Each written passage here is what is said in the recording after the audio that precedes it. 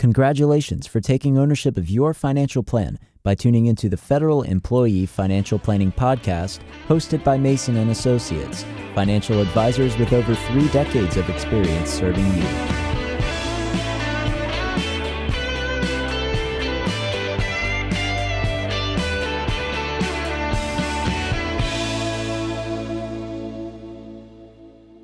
Hello, I'm John Mason. Welcome to the Federal Employee Financial Planning Podcast. Federal employees are going through an experience that we've never seen before. The current administration and the Department of Government Efficiency are impacting the lives of our clients and federal employees across the country. In this episode, Tommy, Mike, and I discuss why the standard 6-month emergency fund isn't enough, strategies to increase flexibility in your financial plan, how families can prepare for a VERA, a RIF, or terminations, and what we do as financial planners and small business owners to protect our family and business during volatile times. Unlike many content creators, we're financial planners first, and we do this second. In each episode, we share real-life experiences from decades of helping real federal employees navigate the complexities of their benefits package in all areas of their financial plans. Mike, Tommy, welcome to the Federal Employee Financial Planning Podcast. Good to be back. Going to be an interesting topic. As we always say at the beginning of every year, it's going to be an interesting year, and it always ends up being an interesting year. Yeah, good to be here. Looking forward to the topic. And yes, Mike, I agree. We are rocking and rolling as always. Seems to always be the case. I think overall a lot of good, but really looking forward to jumping into this topic today. And today is March 3rd, 2025. Our audience knows we record, a few weeks in advance. So a lot happening in the world. We know that as fast as things are happening, guys, we're trying to put out relevant content, but it's not instantaneous. So hopefully everything we're talking about in this episode should be long-term good planning. I don't think there's anything we're addressing today that's like super time sensitive. So we're going to talk about all of those things we mentioned in the introduction. And it's just so cool, I think, that we're putting out this content so frequently to help families prepare.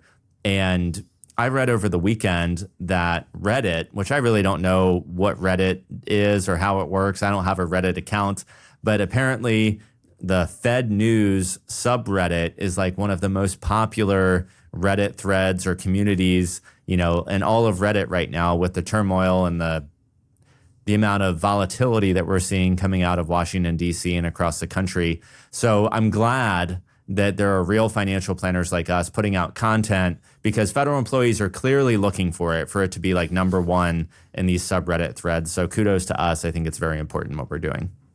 Thanks for putting that comment out there about Reddit, because as we were all chatting, getting ready for the episode, you mentioned Reddit when we were talking to each other, and I almost asked you, like, what exactly is Reddit? I have been there a few times, and so I think I understand it, but I haven't been there enough to like really put my finger on it. So I just appreciate that you shared that as well just now. I'm not the only one that's like, I'm not exactly sure what to make of it. Yeah, I don't think I've read it. And full and fair disclosure to our audience, the three of us are not really fans of social media. I think we have various social media accounts because it's the obligatory thing you do as business owners, and we have websites, we have social media accounts, but if we could only do YouTube and podcast, I think that would be where we live. So we're not really sure what all this social media stuff is. So hopefully there's good stuff being shared across these various communities, hopefully a lot of our stuff.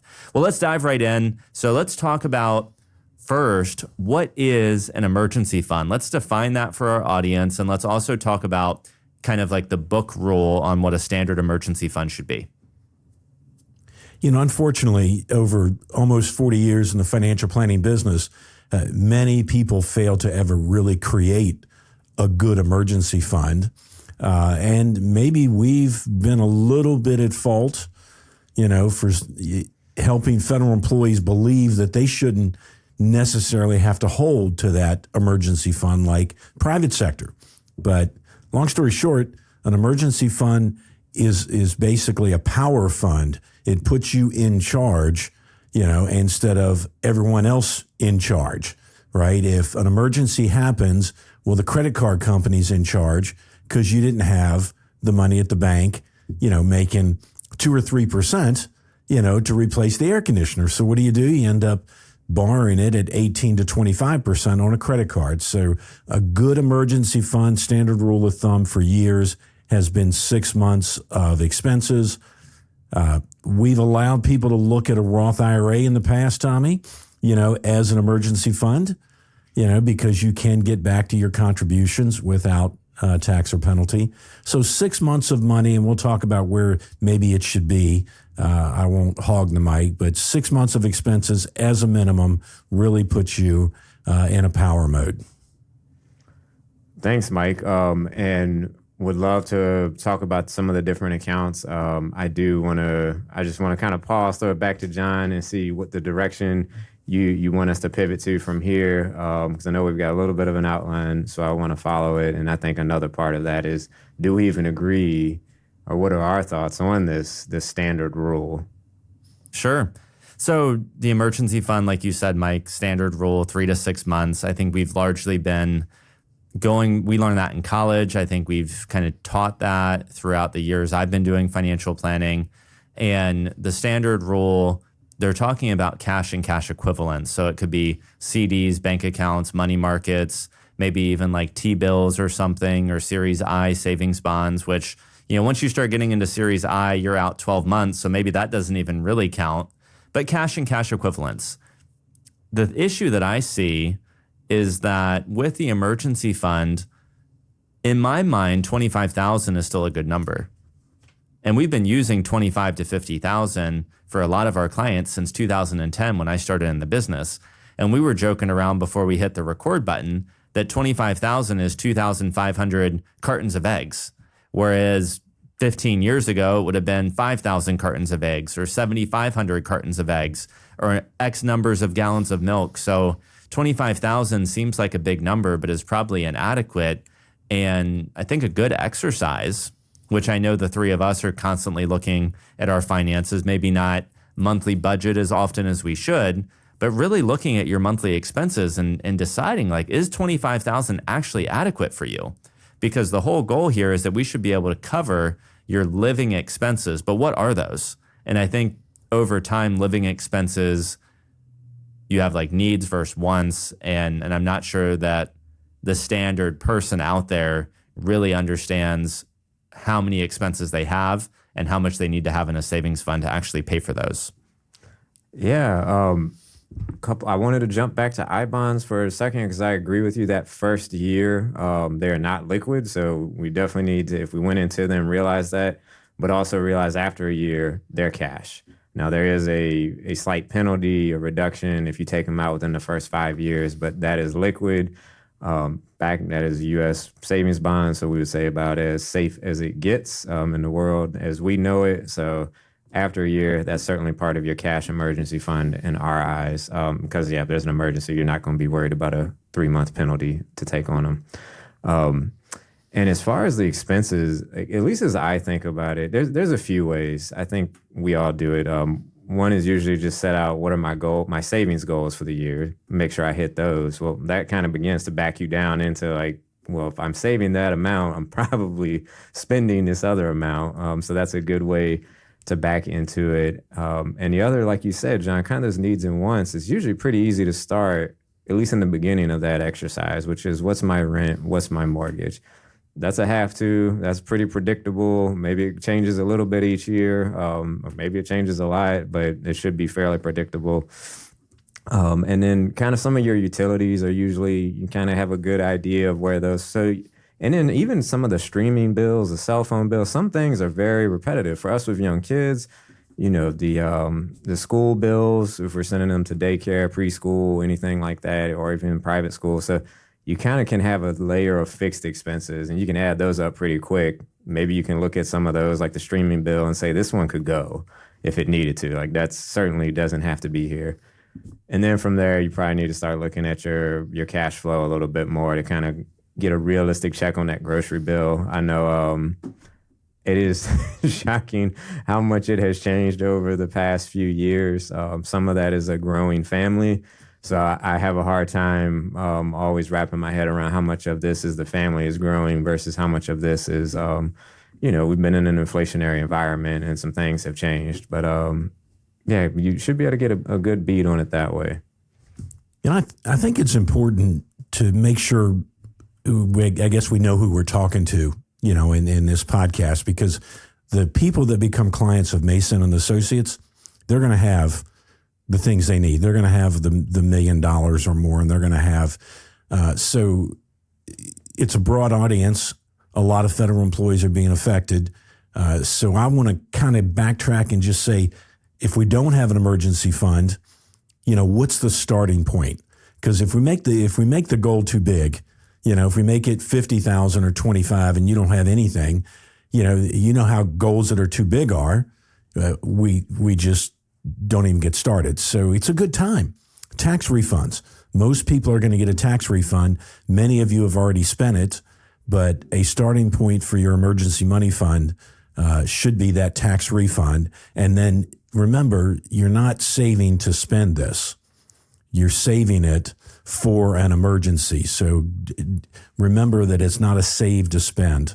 How frustrated were we when the government handed out checks to everybody, including active duty military and, yes, federal employees who weren't affected by COVID at all.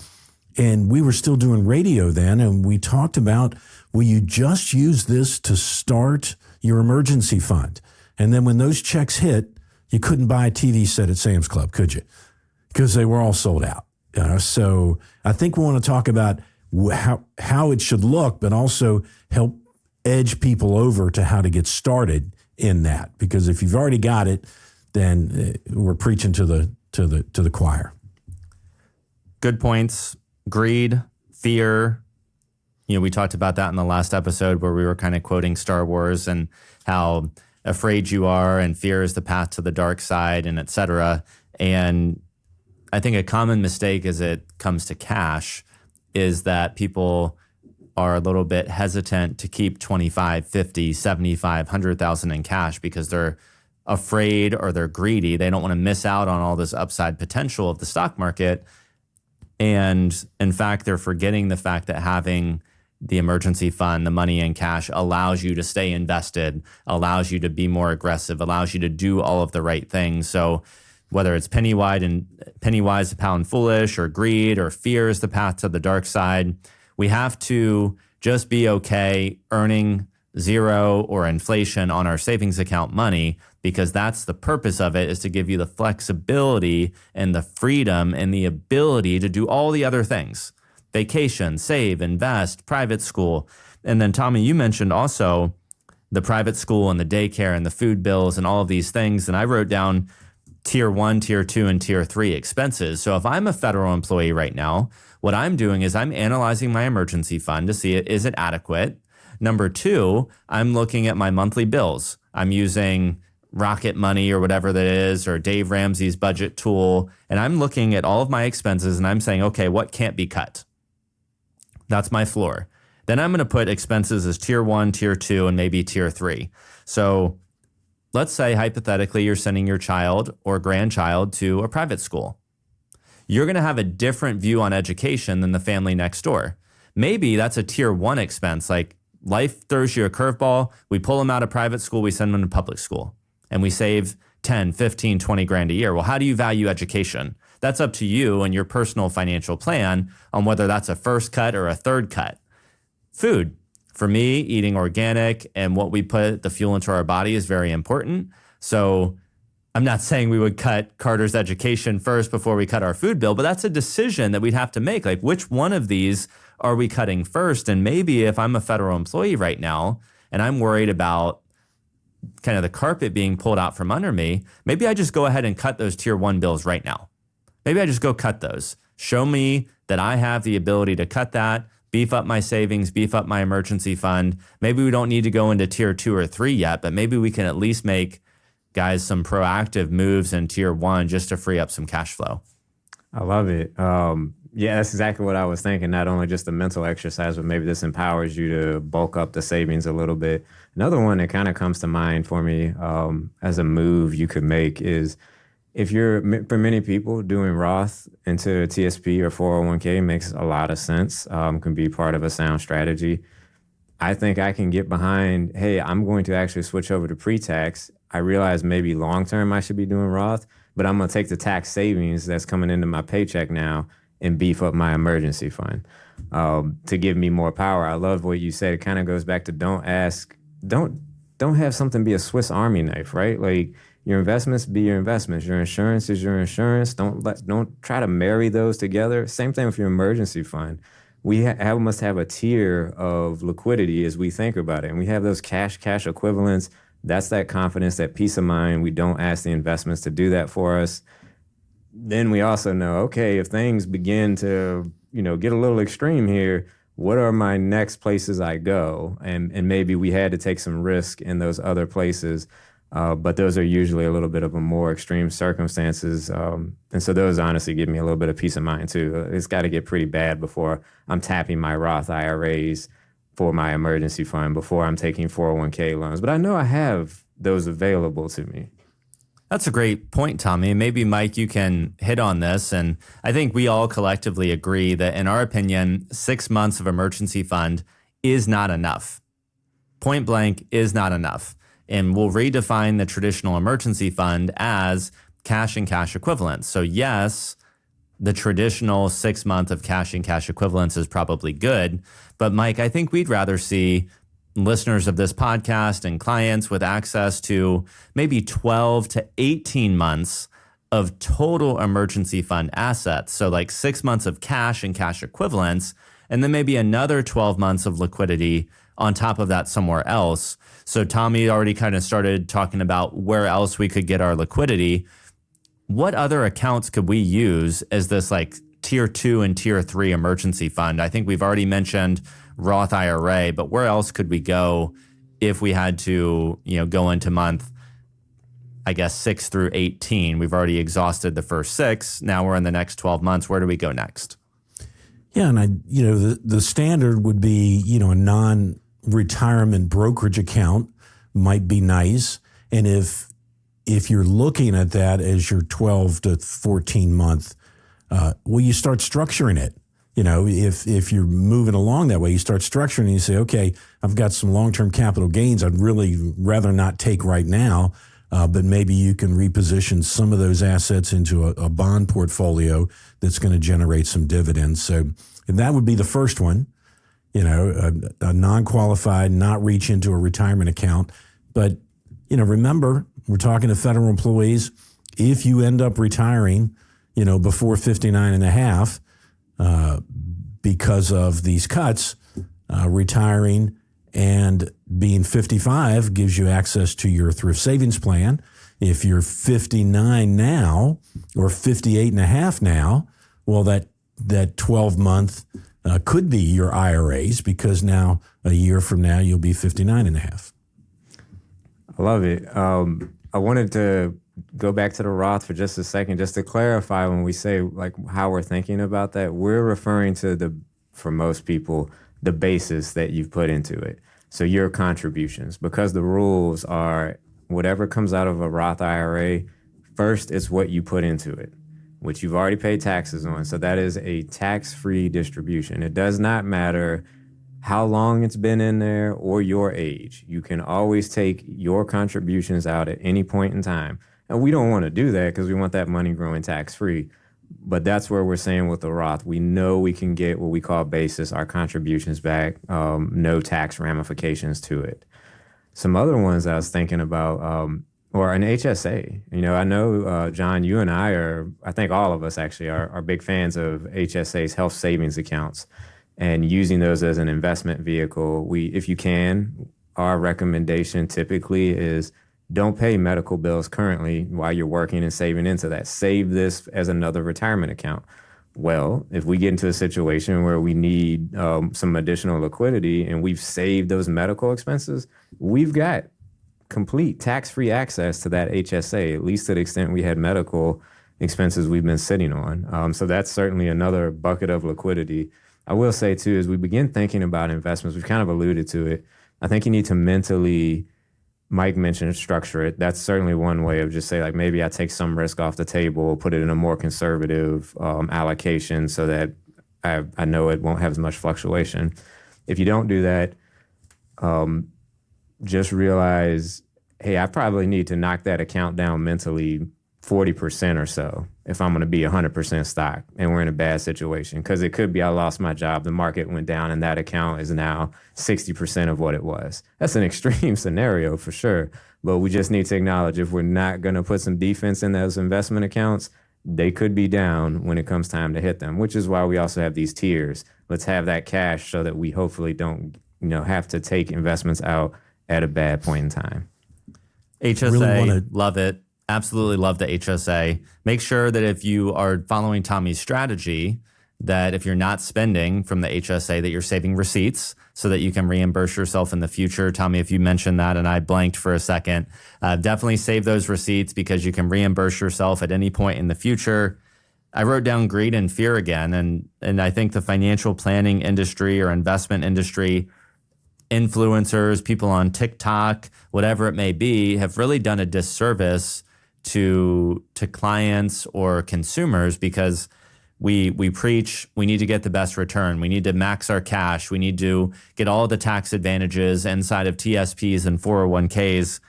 And it's very easy as a financial planner or investment manager to encourage folks to max out their thrift savings plan or max out their TSP. We have an entire video on YouTube that says don't max your TSP. That's more for spending decisions as you get close to retirement. But for you mid-career folks, maybe we don't max TSP so we can build a Roth or IRA, or we can build that non-qualified brokerage account.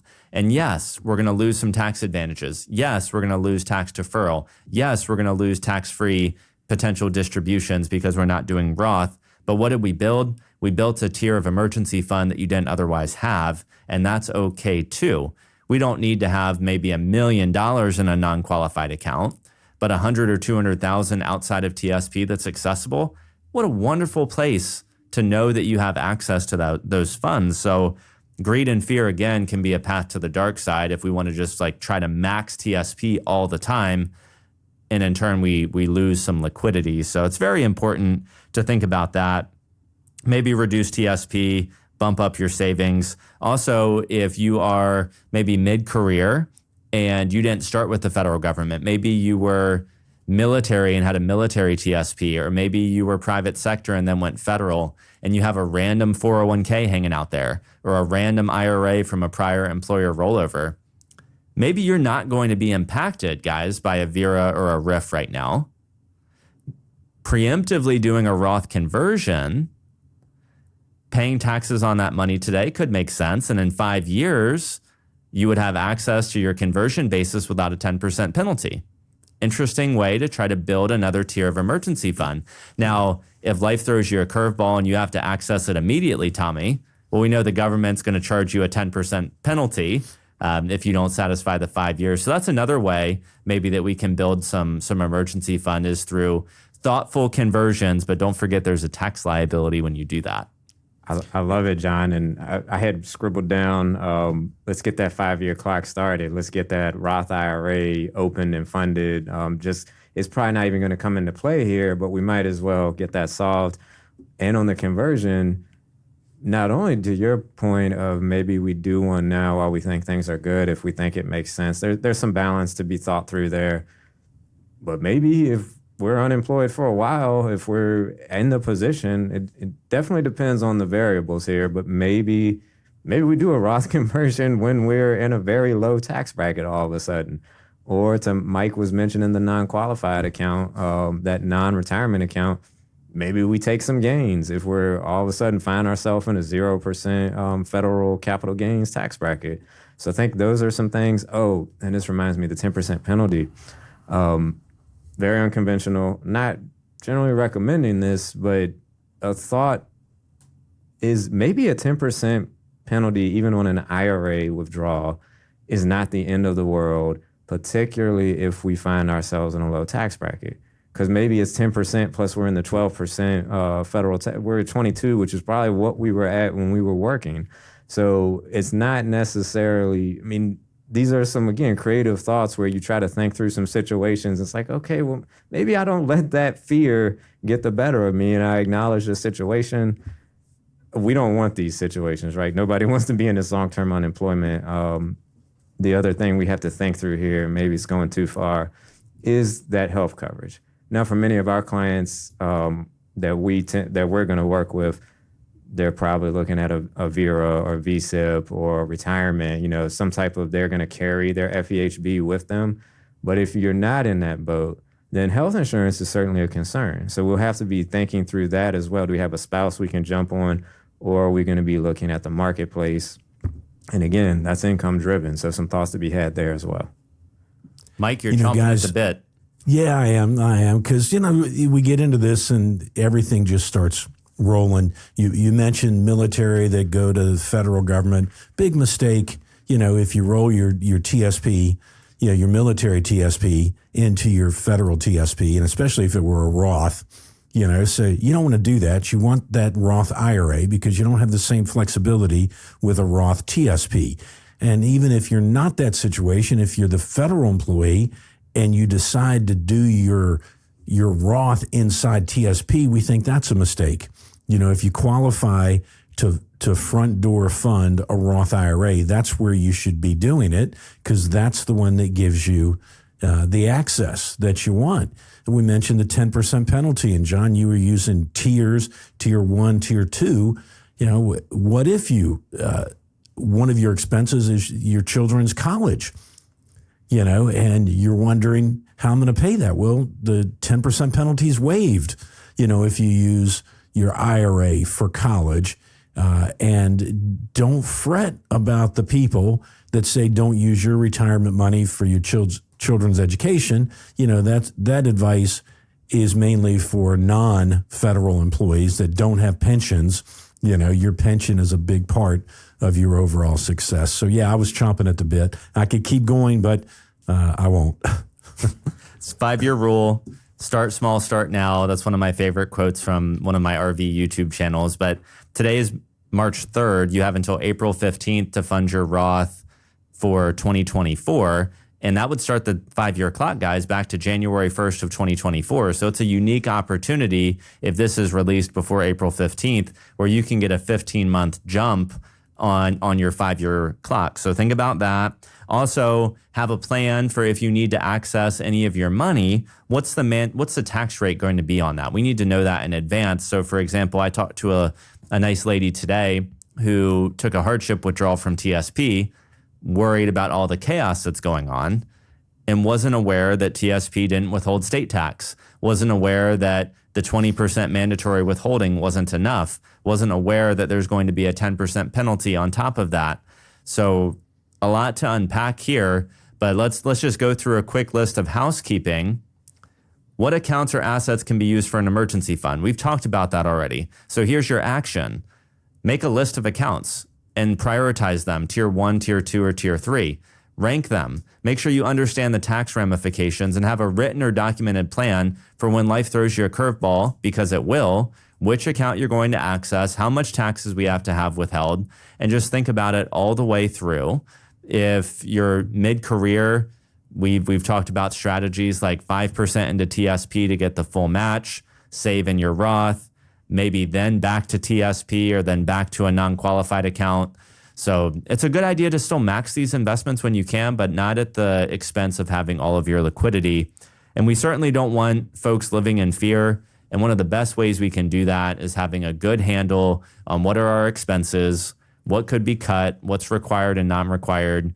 And then when you have the emergency fund built, guys, cash and cash equivalents, and then the following tiers like we've outlined, fear, it can still be scary, but it's not a fear that basically tears you down and breaks you apart to where you can't function. It's like a healthy fear. It's like, okay, I can start thinking about if I get riffed or if I'm terminated, what would I do next?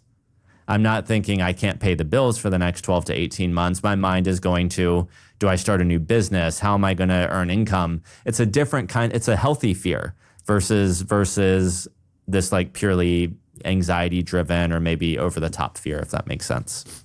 It's empowered, right? I mean, that's the best way I can think about it. You feel empowered, you feel confident, and it puts you in a position of power. Because I was thinking the same thing, John. You can be pretty aggressive once you've checked all the other boxes off and have a peace of mind there where it's like, okay, I'm investing aggressively if it's in the market. Maybe I'm doing something aggressive with the business or starting a new business. Flexibility it's just an awesome place to be because it gives you the power, as Mike was saying. I guess another way is you have the cards at that point. Everything can still be scary, but you're not operating primarily out of fear. One thing I wanted to mention too about some places to give us more arrows in the quiver, so to speak, is home equity line of credit. I think we're all big fans of that too. It's an opportunity fund in our mind. It also is another source of liquidity if it's needed, whether it's an opportunity or it's because something's popped up that we weren't ready for.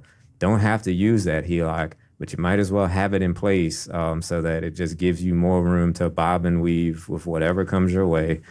And I think I mentioned previously before, if we have a spouse that's working, perhaps we can take a 401k loan from their 401k. It's not where we want to necessarily go to begin with, but it's, again, trying to think through what are the different levers we can pull depending on the situation.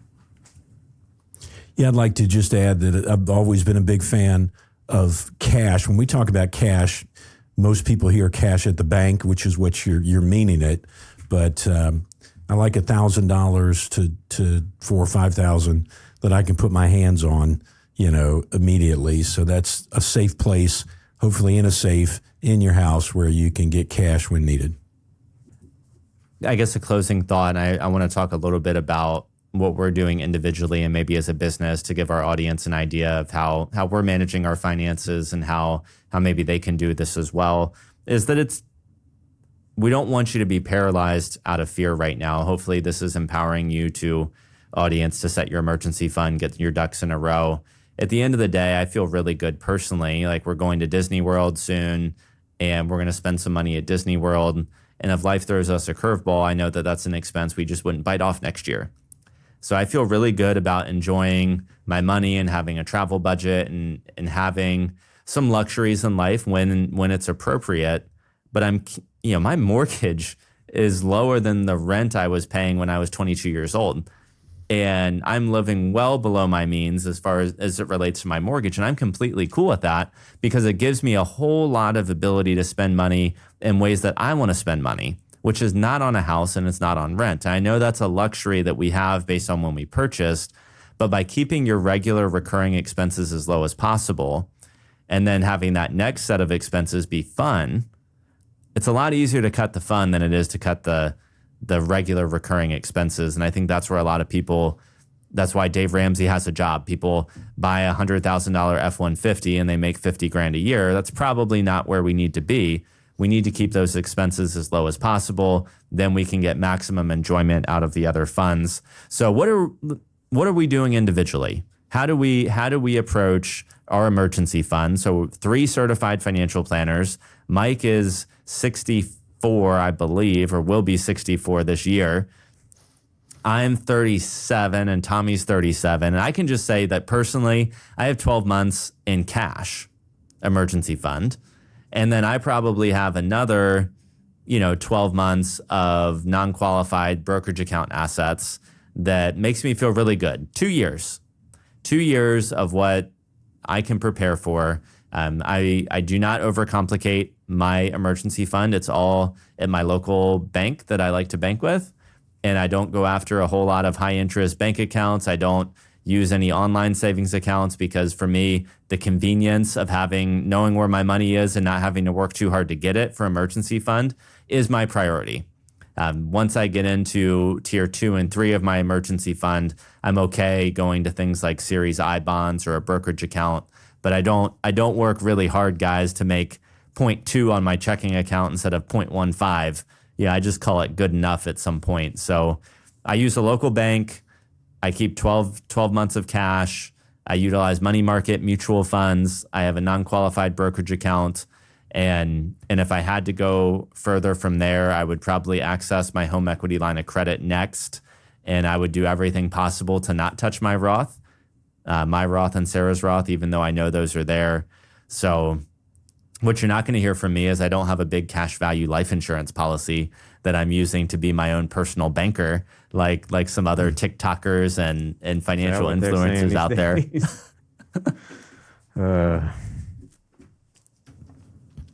Interesting, guys. I get the 63-year-old perspective here. So anybody that's watching this, that's watching any of our other podcasts, people have a default mechanism like overnight success of Mason and Associates. And you should know that what you're going through now as a federal employee and possible layoffs is what we have gone through, or at least Ken and I, for 40 years building a business.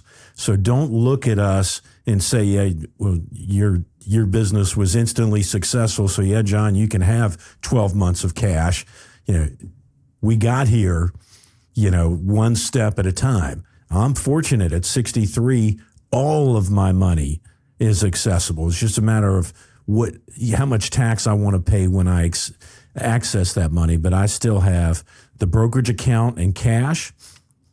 And there was enough cash in that brokerage account to buy this beautiful river home that we have without having to sell, my house first.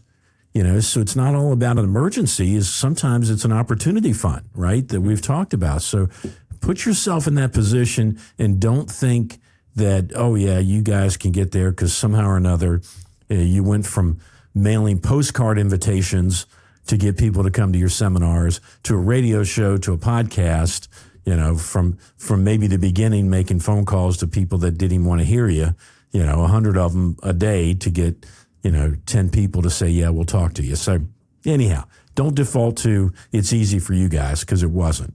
Lifetime of good decisions is applicable to small business owners, federal employees, and everybody.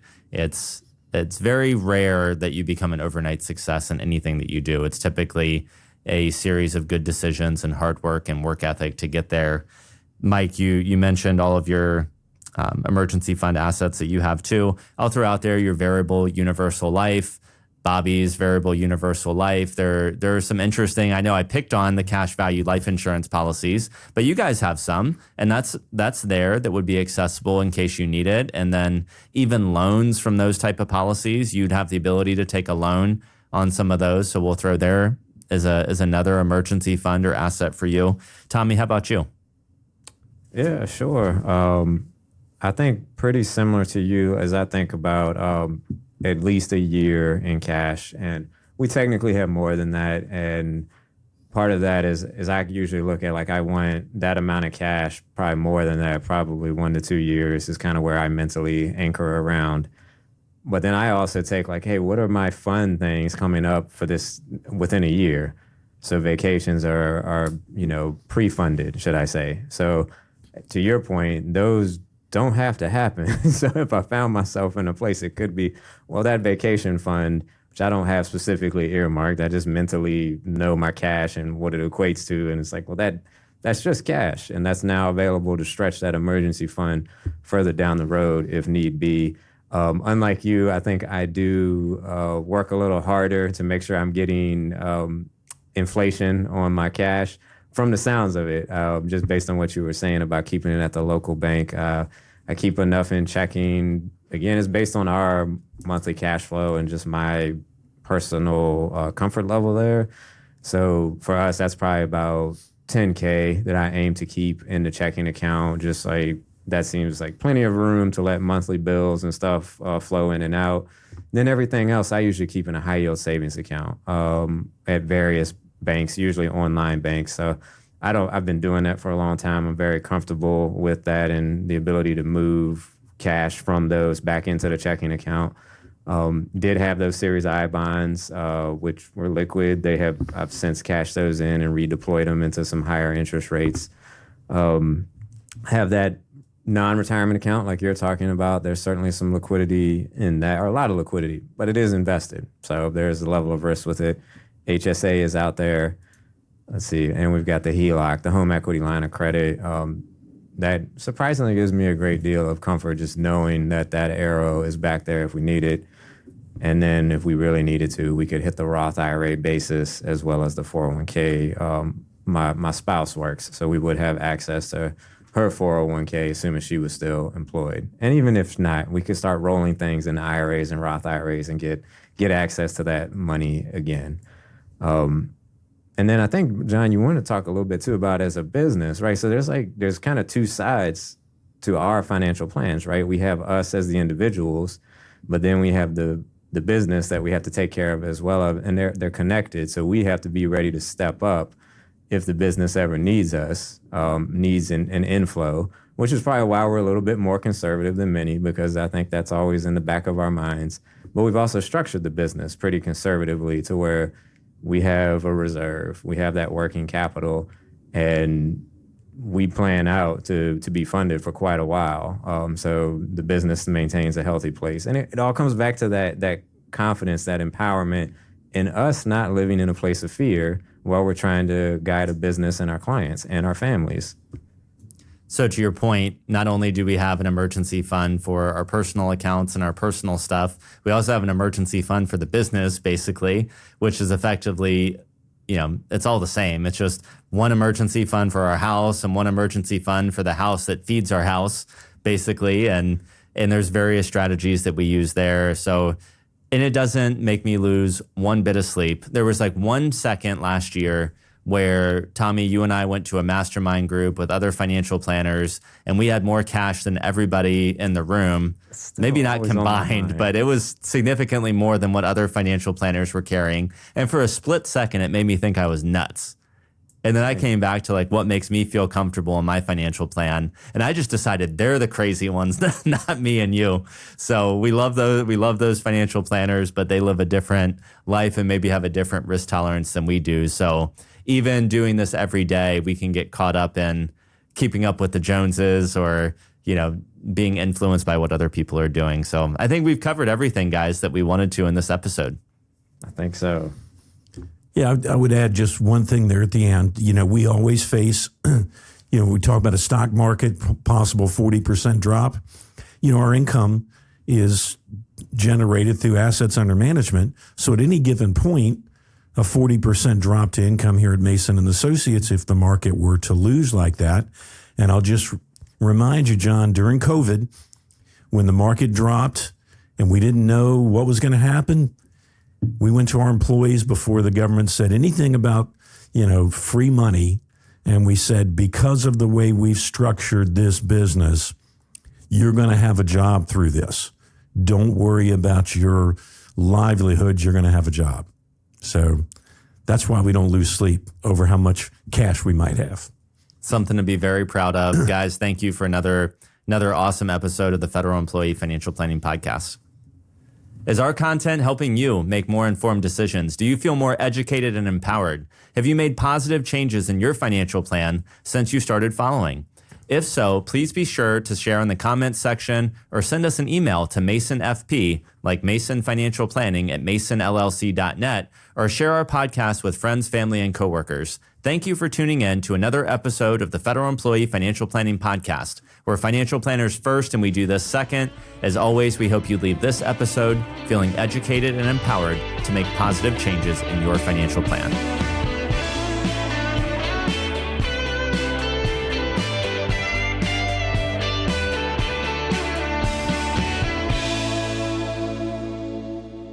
The topics discussed on this podcast represent our best understanding of federal benefits and are for informational and educational purposes only and should not be construed as investment, financial planning, or other professional advice.